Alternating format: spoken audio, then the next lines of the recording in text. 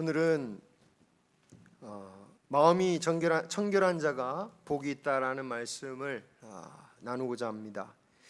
팔복 설교를 하면서 단어의 의미를 성경적으로 제가 설명하곤 했는데, 오늘 이 청결하다는 단어는 우리가 익히 아는 청결의 의미 그 자체라고 볼 수 있습니다.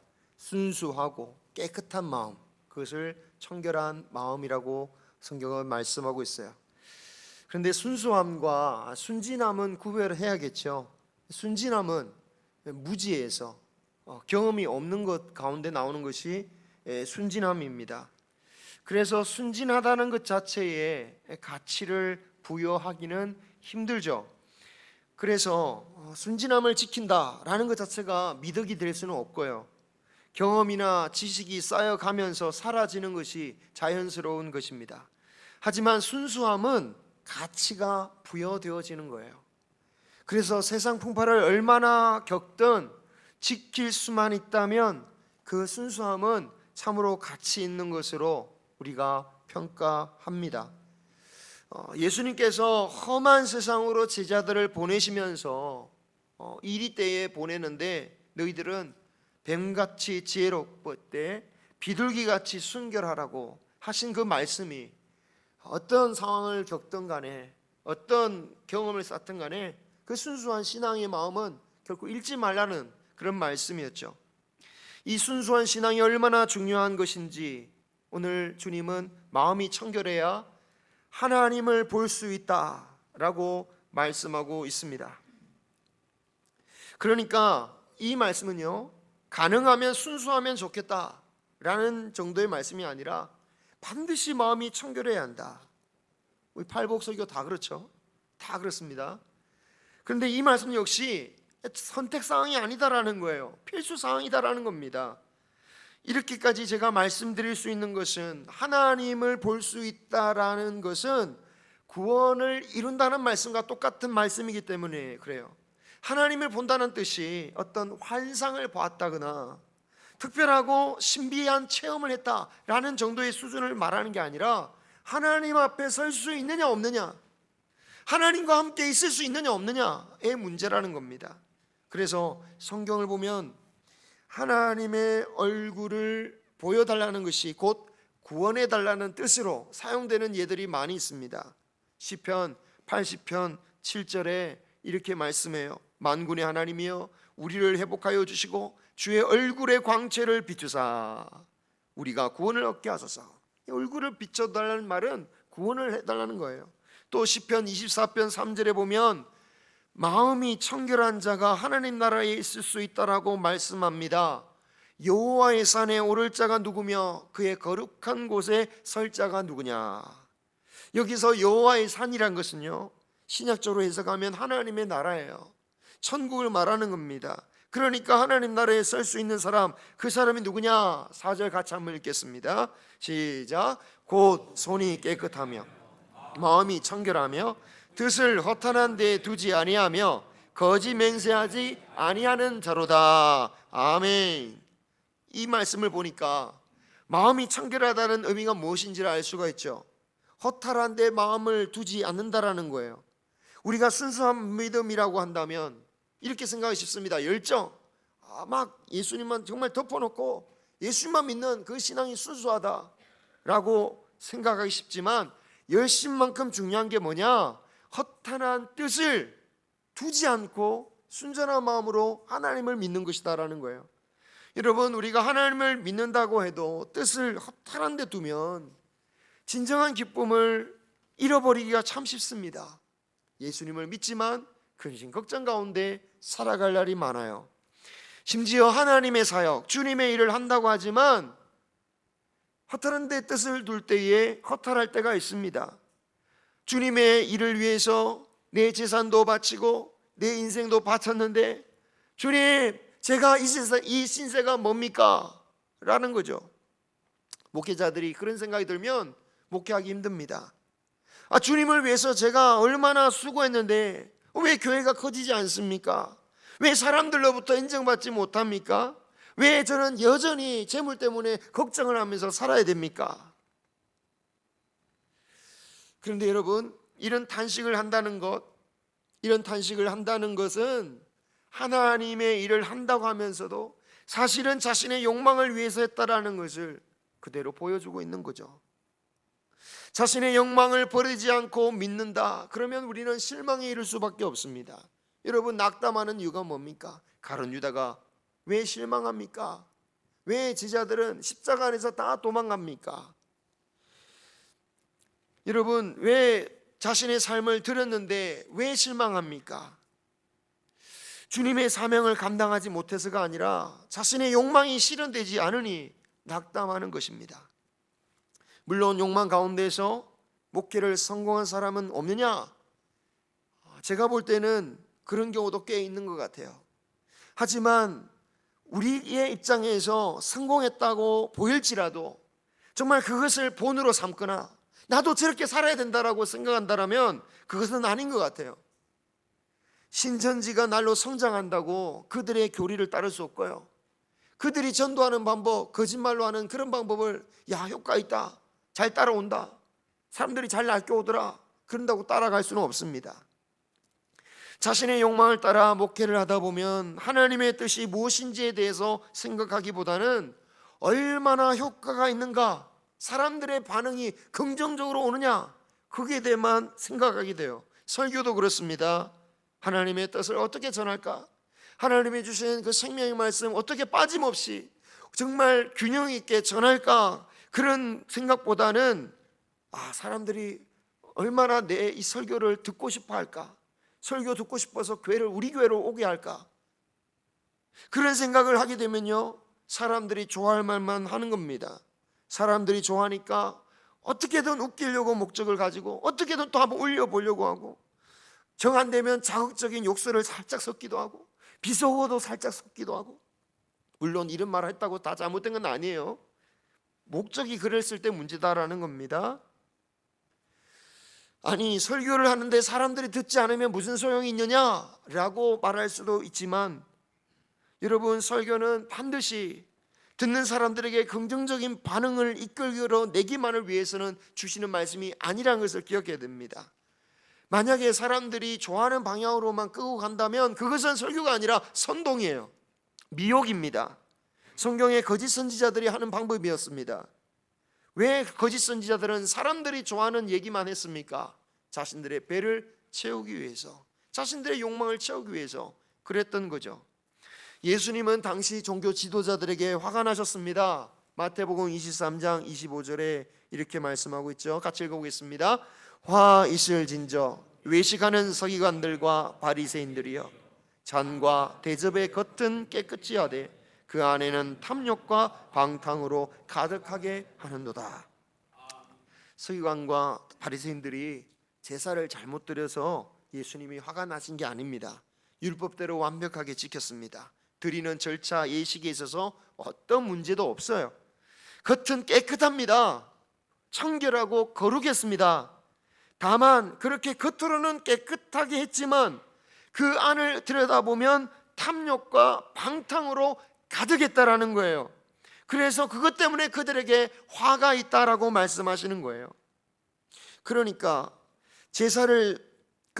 마음이 청결한 자가 복이 있다, 이런 말씀과 정반대의 상황이죠. 주님은 이렇게 탐욕과 방탕으로 가득한 종교 지도자들을 회칠한 무덤이라고도 비유하셨습니다. 그러시면서 그들에게 하신 말씀은 그들이 결코 지옥의 판결을 피할 수가 없다라고 말씀하셨어요. 이상한 것은 예수님이 창녀나 세리에게는, 예수님을 찾는 그들에게는 그렇게까지 심하게 말씀하지 않으셨다라는 거예요. 아무리 그래도 그렇지, 아니 그런 사람들보다 낫잖아요. 그죠? 그 사람들은 다 욕망대로 사는 사람들인데, 아니 노골적으로 욕망으로 사는 사람들인데 어찌 바리새인과 서기관들에게 더 이렇게 심하게 말씀하십니까? 여러분, 예수님을 찾아온 세리나 창녀는 적어도 그들이 용서받을 수 없는 죄인임을 인정했다라는 사실이에요. 하지만 바리새인과 서기관들은 인정하지 않았습니다. 알고 보면 그들 역시 썩어 냄새나는 탐욕과 방탕함이 가득했지만 겉만 깨끗하게 종교적인 헌신으로 위장하여서 사람들 앞에서 보이는 그 기도와 그들이 보이는 헌금을 통해서 위장할 뿐이었습니다. 더욱이 그들 자신뿐만 아니라 다른 이들까지 죽음의 길로 인도하는 자들이었기 때문이죠. 예수님은 그들을 향해 눈 멀었다라고 말씀하셨습니다. 25절 다음 26절에 이렇게 말씀하고 있어요. 눈먼 바리새인이여, 너는 먼저 안을 깨끗하게 해라. 그리하면 그것도 깨끗하리라. 눈 멀었다 의미가 뭐였다고 했죠? 하나님을 본다는 의미하고 완전히 반대죠. 하나님을 보지 못한다. 무슨 말입니까? 구원에 이르지 못한다라는 거예요. 여러분, 이렇게 눈이 먼 종교 지도자들을 따르면 어떻게 되겠습니까? 소경이 소경을 인도하면 둘 다 구덩이에 빠진다고 했죠. 망하는 겁니다. 눈먼 자의 안내를 받으면 같이 망하는 거죠. 그래서 우리가 저와 같은 목회자를 위해서 기도해 주시기 바랍니다. 중직자를 위해서 기도해 주시기 바랍니다. 우리 온 교회가를 위해서 기도하시기 바랍니다.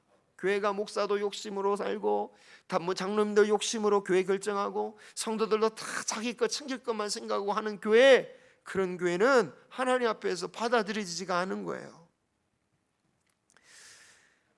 그런데 많은 이들이 참 순수한 그런 목사보다는 야망이 있는 목회자를 더 따르는 것 같아 보입니다. 왜냐? 야망 있는 목사님을 통해서 자신도 얻을 것이 더 많다라고 생각하기 때문일 거예요. 그런데 정말 주님은 나의 욕망을 채우는 그런 신앙이 복되다라고 하셨냐라는 거예요. 현실은 그렇습니다. 현실은 우리가 사는 세상을 보면 욕심 많은 사람이 잘 살아요. 그죠? 욕심 많은 사람이 잘 삽니다. 그 현실이에요. 심지어 신앙마저도 그래 보입니다. 뭔가 좀 욕심이 많은 사람이 더 많은 것을 얻어내는 것 같아요. 그래서 함부로 다른 사람의 인생을 인도하시는 그 하나님의 모든 섭리를 우리가 쉽게 평가할 수는 없지만 최소한 오늘 말씀을 의지한다면 그런 식으로 주님을 따를 수는 없다라는 거예요. 주님의 길을 따르려면 어떻게 해야 됩니까? 자기를 부인하고 따라가야 된다. 자기를 부인하는 말이 뭡니까? 결국은 자신의 욕망을 내려놓고 주의 십자가를 따라가라는 말씀이잖아요. 주님의 길을 가려면 주님의 음성을 따라야 됩니다. 그러기 위해서는 목자도 중요하지만 양도 중요해요. 양들도 목자의 음성인지 아니면 자신들의 생명을 노리고 오는 그 도둑인지, 훔치러 오는 도둑의 음성인지, 아니면 여차하면 양을 버리고 도망갈 사꾼의 음성인지, 그 음성을 잘 알아야 돼요. 예수님이 이렇게 말씀하셨죠. 같이 한번 읽겠습니다. 요한복음 10장 14절 말씀입니다. 나는 선한 목자라. 나는 내 양을 알고 양도 나를 아는 것이 아버지께서 나를 아시고 내가 아버지를 아는 것 같으니 내 음성을 듣고 한 무리가 되어 한 목자에게 있으리라. 아멘. 우리의 믿음이 어떻게 생깁니까? 주의 말씀을 들음으로 말미암는 것인데, 하나님의 음성을 알아듣기 위해서는 우리의 마음을 청결하게 해야 되는 겁니다. 여러분, 욕망으로 가득하고 있으면요 음성을 찾기가 힘들어요. 애들한테 막 말하고 해도 안 듣잖아요. 왜 안 듣습니까? 안 들려서가 아니에요. 자기한테 필요한 거 얘기하면 금방 알아들어요. 신기하게. 근데 뭐 씻으라 공부해라면 안 들렸대요. 뭐 몇 번을 얘기했는데도 안 들렸대요. 근데 조그만 소리로 용돈 줄게 하면 불이 나게 달려옵니다. 남편분들도 그렇지 않습니까? 부인에게 좋은 말하고 내가 필요한 거 막 달라가면 못 알아듣는데 부인 이렇게 살짝 기분 나빠서 한마디 하면 뭐라고요? 바로 이렇게 와요. 신기하게. 정말 놀라워. 우리의 마음에 욕심이 가득하면 들어도 안 들립니다. 보아도 안 보여요. 여러분, 신천지나 이단들이 성경을 읽을 줄 몰라서 성경에서 벗어나는 게 아닙니다. 그들도 성경을 얼마나 연구합니까? 그래서 틀린 말만 하는 게 아니에요. 참 성경 분석도 저런 잘 알기도 하네. 자신들만의 신학 체계를 세웁니다. 그런데 문제가 뭡니까? 욕망이 가득한 거예요. 진짜 하나님 말씀대로 인도 안 받기보다는 그 교제의 욕망이나 그 단체의 욕망이나 또 개인의 그 사람들의 인도자의 욕망으로 말씀을 왜곡해버리는 거예요. 욕망으로 눈을 가려보니까 말씀을 읽어도 엉뚱하게 해석하는 거예요. 문제는 그 자신의 욕망이 있다는 자체를 부인한다라는 거죠. 나는 그런 사람이 아니라고 합니다. 욕망이 자신을 속여요. 그죠? 뭐 어떤 교회 가면 진짜 욕심이 가득한 목사님인데 내가 막 그래요. 항상 내가 뭔가 얻으려고 하는 게 아니에요. 여러분을 위해서 하는 사람입니다. 그러면서 막 자기에게 잘하라는 얘기를 막 해요. 이게 여러분의 복된 길입니다 이러면서, 사실은 자신의 욕망인데 그걸 가리면서 이게 자신의 욕망이 아니래. 그래서 여러분, 스스로 마음을 청결하게 하는 것은 쉽지 않죠. 그런데 우리의 마음을 청결하게 해주시는 분이 계십니다. 그분이 누구냐? 성령님이세요. 성령님. 그래서 우리는 성령을 구해야 됩니다. 갈라디아서 5장 16절 같이 읽겠습니다. 시작. 내가 이르노니 너희는 성령을 따라 행하라. 그리하면 육체의 욕심을 이루지 아니하리라. 아멘. 성령님을 따르기로 할 때, 성령님께 구할 때 성령님께서 우리 안에서 가장 먼저 하시는 일이 뭐냐? 우리 안에 치워야 할 정욕이 무엇인지를 알려주셔요. 청소를 잘하는 사람의 특징이 무엇입니까? 저는 솔직히 잘 못하는데 청소 잘하시는 분들의 특징을 보니까 버릴 게 뭔지, 버리지 않을 게 뭔지를 분명히 아시는 분들이에요. 그죠? 버릴 거를 다 구별해요. 버리지 않을 거 다 구별해요. 청소를 못하는 사람들은 다 필요하다고 생각해서 계속 쌓아놓고 막 이것저것 막 여기저기 있어요. 그래서 뒤죽박죽이죠. 지금 당장 쓸 것 같은데 몇 달도 안 써요. 그런데 계속 다 꺼내놓는 거예요. 마음이 정결하지 못한 이유는 성령의 소욕과 탐욕이 구별되지 않기 때문입니다. 주님을 위한다라고 말은 해도 사실은 욕망이 가득 섞여 있는 거예요. 욕망을 지적하면 이건 주님을 위한 것이라고 막 이렇게 변명하는 거죠. 그런데 우리가 진정으로 말씀을 읽고 묵상하고 기도하면, 성령님께서 은혜를 구하면 성령님이 알려주시는 겁니다. 탐욕이 무엇인가? 좌우의 말씀이 뭐와 같다고 했습니까? 좌우의 날성검과 같다고 했죠. 그 좌우의 날성검과 같이 우리의 부끄러운 부분과 아닌 부분을 다 분별해 주시는 거예요. 샅샅이 우리의 부끄러움을 드러내시는 거예요. 그러면 우리는 그 말씀을 통해서 해야 할 일이 뭡니까? 인정해야 되는 거죠. 인정. 내가 버려야 할 탐욕이라는 것을 솔직해져야 됩니다. 주님, 저에게 이런 욕망이 있습니다. 아닌데요? 이거 다 하나님을 위해서인데요? 반대로, 아니면 주님, 제가 이 정도도 못 가집니까? 이 정도도 못 누립니까? 여러분, 지지난주 탈북을 포기하면서 기도했던 노인의 고백이 기억나시죠? 우리가 남한으로 가서 목숨을 건지는 것도, 얼마 남지 않아 이 남은 인생 이제 좀 찬양 좀 실컷 하는 것도 욕심입니까? 그러다가 고백하잖아요. 그렇네요. 그거 제 욕심이었네요. 하면서 모든 것을 내려놓고 돌아간 노인처럼 우리가 주장할 육신의 소욕은 아무것도 없음을 고백하면서, 주님, 내 욕심 많습니다. 내가 정말 욕심이 많네요. 고백할 줄 알아야 되겠습니다.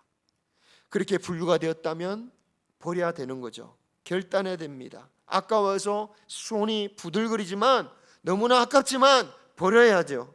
그것이 성령을 따라 행하는 것입니다. 이 결단이 우리에게 있기를 소망합니다. 열왕기상 18장에 보면 엘리야가 바알과 아세라를 섬기는 자들과 갈멜산에서 누구의 신이 진짜냐라고 시합을 할 때에 그것을 바라보던, 그것을 구경하러 온 이스라엘 백성들에게 이렇게 외칩니다. 같이 한번 읽겠습니다. 21절. 너희가 어느 때까지 둘 사이에서 머뭇머뭇하려느냐? 여호와가 만일 하나님이면 그를 따르고 바알이 만일 하나님이면 그를 따를지니라. 아멘. 여기서 이스라엘 백성들이 하나님과 우상 사이에서 머뭇머뭇했다는 것입니다. 하나님을 따르고자 하는 마음도 있고 동시에 우상을 섬기려는 마음도 있었다라는 거예요. 섞여 있는 거예요. 정결한 마음이 아닌 거죠. 오늘날 우리에게 섞여 있는 우상 숭배가 뭡니까? 골로새서 3장 5절에 탐심은 우상 숭배라고 했습니다. 그 탐심으로, 그 욕망으로 하나님의 마음과 하나님을 섬기는 마음이 뒤섞여 있으니까 하나님이 보시기에 너무너무 아픈 일들은 마구마구 용감하게 버리는 거예요. 하나님을 따를 것인가, 우상을 따를 것인가? 어느 쪽이든 선택하라는 이 말씀, 이스라엘 백성들은 머뭇거리고 있지만 우리 모두가 그 결단에 이르기를 소망합니다. 이 말씀과 대조적인 말씀이 여호수아 24장 15절 마지막 말씀입니다.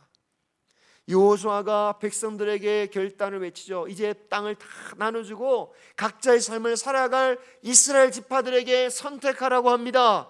뭐라고 선택하라고 합니까? 같이 읽겠습니다. 만일 여호와를 섬기는 것이 너희에게 좋지 않게 보이거든 너희가 섬길 자를 오늘 택하라. 오직 나와 내 집은 여호와를 섬기겠노라. 아멘.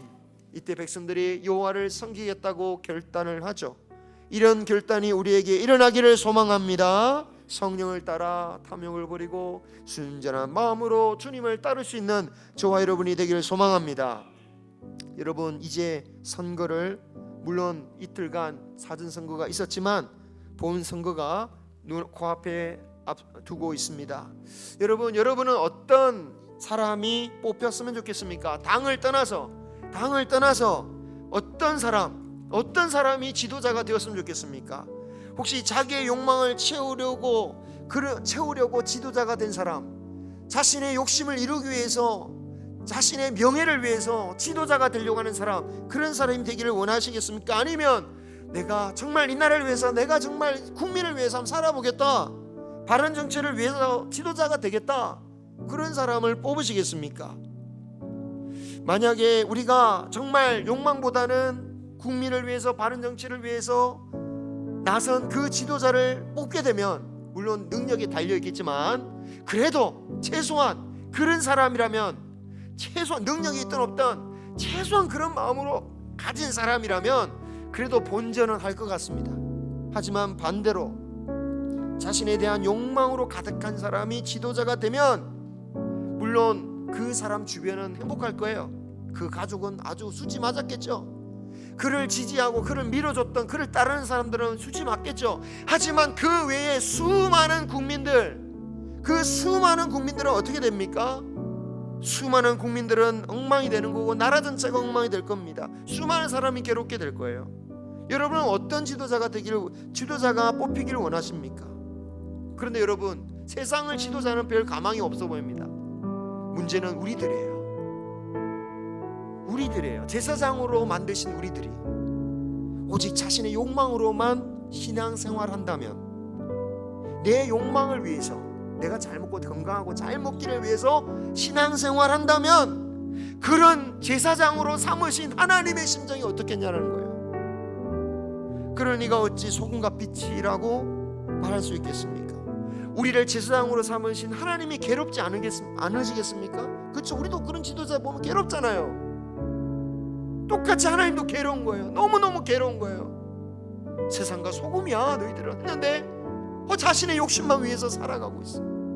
욕심을 위해서 못할 일이 없어. 그럼 하나님이 괴로우신 거예요.